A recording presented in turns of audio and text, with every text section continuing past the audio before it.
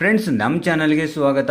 ಇಂದು ನಡೆದ ಸಚಿವ ಸಂಪುಟ ಸಭೆಯಲ್ಲಿ ರಾಜ್ಯ ಸರ್ಕಾರಿ ನೌಕರರಿಗೆ 7ನೇ ವೇತನ ಆಯೋಗದ ಕುರಿತು ಒಂದಿಷ್ಟು ಚರ್ಚೆಯನ್ನು ನಡೆಸಿ ಇಲ್ಲಿ ಸೂಕ್ತವಾದ ನಿರ್ಧಾರವನ್ನು ಕೈಗೊಳ್ಳುತ್ತಾರೆ ಅಂತ ರಾಜ್ಯ ಸರ್ಕಾರಿ ನೌಕರರು ಕುತೂಹಲದಿಂದ ಕಾಯ್ತಾ ಇದ್ರು.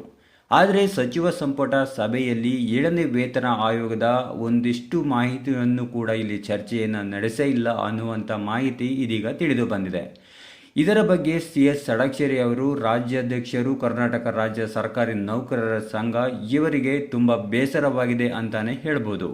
ಹಾಗಾದರೆ ಈ 7ನೇ ವೇತನ ಆಯೋಗದ ವರದಿ ಯಾವ ರೀತಿಯನ್ನು ಮುಂದೆ ಜಾರಿಗೆ ತರ್ತಾರೆ, ಹಾಗೆ ಈ 7ನೇ ವೇತನ ಆಯೋಗದಲ್ಲಿ ಇನ್ನೂ ಯಾವೆಲ್ಲ ರೀತಿಯಾಗಿರ್ತಕ್ಕಂಥ ಬದಲಾವಣೆಯನ್ನು ತಂದಿದ್ದಾರೆ, ಮುಂದಿನ ದಿನಗಳಲ್ಲಿ ಯಾವ ಸಚಿವ ಸಂಪುಟ ಸಭೆಯಲ್ಲಿ ಈ 7ನೇ ವೇತನ ಆಯೋಗದ ಬಗ್ಗೆ ಒಂದು ಸೂಕ್ತವಾದ ಚರ್ಚೆಯನ್ನು ನಡೆಸಿ ಒಂದು ಕ್ರಮವನ್ನು ಕೈಗೊಳ್ತಾರೆ, ಜಾರಿಗೆ ತರ್ತಾರೆ ಅನ್ನುವಂಥದ್ದು ಇಲ್ಲಿ ಕಾದು ನೋಡಬೇಕಾಗಿದೆ. ಇವತ್ತಿನ ಈ ಒಂದು ಸಚಿವ ಸಂಪುಟ ಸಭೆಯಲ್ಲಿ ಯಾವುದೇ ರೀತಿಯಾದ ನಿರ್ಣಯವನ್ನು ಕೈಗೊಳ್ಳದೇ ಇರುವುದು, ಹಾಗೆ 7ನೇ ವೇತನ ಆಯೋಗದ ಬಗ್ಗೆ ಒಂದು ಸ್ವಲ್ಪನೂ ಚರ್ಚೆಯನ್ನು ನಡೆಸದೇ ಇರುವಂಥದ್ದು ರಾಜ್ಯ ಸರ್ಕಾರಿ ನೌಕರರಿಗೆ ತೀವ್ರವಾದ ಬೇಸರವನ್ನು ತಂದಿರುವುದಂತೂ ನಿಜ ಅಂತಲೇ ಹೇಳ್ಬೋದು.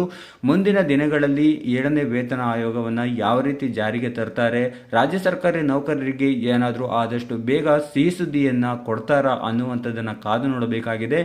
ಈ 7ನೇ ವೇತನ ಆಯೋಗದ ಬಗ್ಗೆ ಸಾಕಷ್ಟು ಜನ ನೌಕರರು ಸಾಕಷ್ಟು ರೀತಿಯಾಗಿ ತಮ್ಮ ಒಂದು ಬೇಸರವನ್ನು ವ್ಯಕ್ತಪಡಿಸ್ತಾ ಇರುವಂಥದ್ದನ್ನು ನೋಡ್ಬೋದು. ಕೆಲವರು ಹೇಳ್ತಾ ಇರುವುದು ಏನಂತಂದರೆ, ಈ ಬಿಟ್ಟಿ ಭಾಗ್ಯಗಳನ್ನು ಇಲ್ಲಿ ರದ್ದುಗೊಳಿಸಿ ನಮಗೆ ನೀಡಬೇಕಾಗಿರುವಂಥ ವೇತನವನ್ನು ಜಾಸ್ತಿ ಮಾಡಿ ನಮ್ಮ ಒಂದು ಆಶೆಯನ್ನು ನೆರವೇರಿಸಿ ಅನ್ನುವಂಥದ್ದನ್ನು ಕೂಡ ಸಾಕಷ್ಟು ಜನ ಇಲ್ಲಿ ಹೇಳ್ತಾ ಇದ್ದಾರೆ. ಯಾಕಂತಂದರೆ ದಿನದಿಂದ ದಿನಕ್ಕೆ ತಮ್ಮ ಭತ್ಯೆಗಳು, ದಿನದಿಂದ ದಿನಕ್ಕೆ ವಸ್ತುಗಳ ಬೆಲೆಗಳು ಹೆಚ್ಚಾಗುತ್ತಿರುವ ಕಾರಣದಿಂದ ನಮಗೆ ಸ್ಯಾಲರಿ ಸಾಕಾಗ್ತಾ ಇಲ್ಲ ಅನ್ನುವಂಥದ್ದು ಕೂಡ ಸಾಕಷ್ಟು ಸರ್ಕಾರಿ ನೌಕರರ ಒಂದು ಅಳಲನ್ನು ಇಲ್ಲಿ ತೋಡ್ಕೊಂಡಿದ್ದಾರೆ ಅಂತಲೇ ಹೇಳಲಾಗ್ತಿದೆ. ಆದರೆ ಇದರ ಬಗ್ಗೆ ಯಾವುದಕ್ಕೂ ತಲೆ ಕೆಡಿಸಿಕೊಳ್ಳದ ಮುಖ್ಯಮಂತ್ರಿ ಸಿದ್ದರಾಮಯ್ಯನವರು ಮುಂದಿನ ದಿನಗಳಲ್ಲಿ ಯಾವ ರೀತಿಯಾಗಿರ್ತಕ್ಕಂಥ ಚರ್ಚೆ ನಡೆಸಿ 7ನೇ ವೇತನ ಆಯೋಗವನ್ನು ಜಾರಿಗೆ ತರ್ತಾರೆ ಅನ್ನುವಂಥದ್ದು ಕಾದು ನೋಡಬೇಕಾಗಿದೆ. ವೀಕ್ಷಕರೇ, ಇದಿಷ್ಟು ಈ ವಿಡಿಯೋದಲ್ಲಿ ಇರುವಂಥ ಮಾಹಿತಿ. ಈ ವಿಡಿಯೋ ನಿಮಗೆ ಇಷ್ಟ ಆದರೆ ಲೈಕ್ ಮಾಡಿ, ಶೇರ್ ಮಾಡಿ. Thank you for watching.